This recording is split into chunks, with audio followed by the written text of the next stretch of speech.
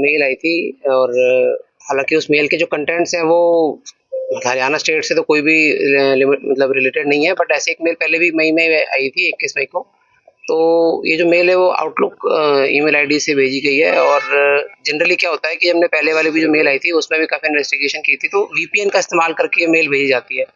तो वीपीएन क्या होता है कि भाई उसमें जो रियल आईपी होता है वो मास्क हो जाता है और लोकेशन किसी और कंट्री की, किसी यूरोपियन कंट्री की, कहीं ऐसी जगह की आती है क्योंकि वीपीएन का इस्तेमाल हो रखा होता है, बट जो व्यक्ति मेल भेजता है वो उस कंट्री में होता नहीं है। और सबसे बड़ी समस्या क्या आती है कि जो वीपीएन सर्विस प्रोवाइडर्स हैं वो इंडिया में नहीं होते हैं, वो बाहर के होते हैं। तो एग्जैक्टली जो इन्फॉर्मेशन होती है वीपीएन कहाँ का है या व्यक्ति कहाँ का है जो मेल भेज रहा है, वो कई बार नहीं मिल पाती है। लेकिन फिर भी हमने उसमें जो पहले वाले भी है उसमें भी अभी इन्वेस्टिगेशन कर रहे हैं और इसमें भी हमने आउटलुक को मेल डाल दिया कि भाई ये जो ईमेल आईडी है इसके बारे में डिटेल्स प्रोवाइड कराई जाए और किस आईपी से इसको मेल को भेजा गया वो बताया जाए। उसमें जो भी इन्फॉर्मेशन आती है वो आपको शेयर की जाएगी। मेल का कंटेंट क्या था सब?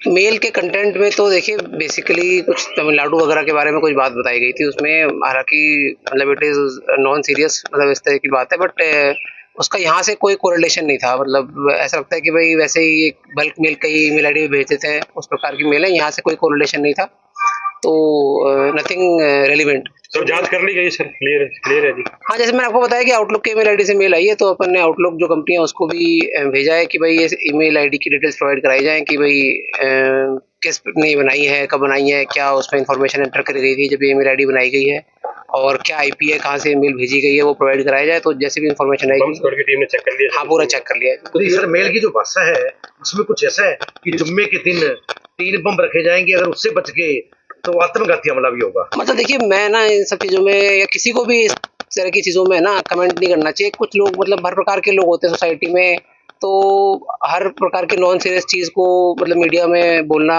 मतलब रिस्पॉन्सिबल मीडिया को भी और किसी भी गवर्नमेंट सर्वेंट को भी ठीक नहीं है।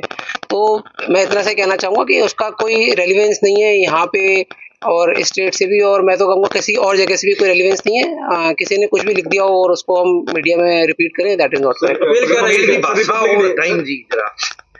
एग्जैक्ट टाइम तो मैं मतलब आपको बता देंगे, बट आज सुबह आई थी, सुबह के आसपास जो एग्जैक्ट टाइम है वो आपको शेयर कर देंगे। है और उसको लेकर के इस तरह की इस वक्त थ्रेट आना तो अपने आप में एक बड़ा सवाल खड़ा करता है। सिक्योरिटी एजेंसीज को लेकर के आपका फतेहाबाद पुलिस कितनी अलर्ट है सर? बिल्कुल अलर्ट है जी, इसमें कोई बात ही नहीं है। और जैसे पहले भी, वैसे मैं बताना चाहूँगा कि इस प्रकार की मेल ना सिर्फ इस स्टेट में अलग अलग ऑफिस में, बल्कि आपने कभी मीडिया में देखा होगा कि अलग अलग स्टेट में भी कई बार ऐसे होक्स मेल भेजते रहते हैं कुछ लोग होते हैं, कई बार आ जाती है जी। तो और उसमें जो रूटीन की चेकिंग होती है वो की जाती है। बस इसमें थोड़ा क्या है कि भाई जो कंप्लेनेंट्स वगैरह हैं या जो गवर्नमेंट स्टाफ है उनको थोड़ा सा प्रॉब्लम होती है, बट इन्वेस्टिगेशन पूरी की जा रही है और किसी भी प्रकार से पैनिक की कोई आवश्यकता नहीं।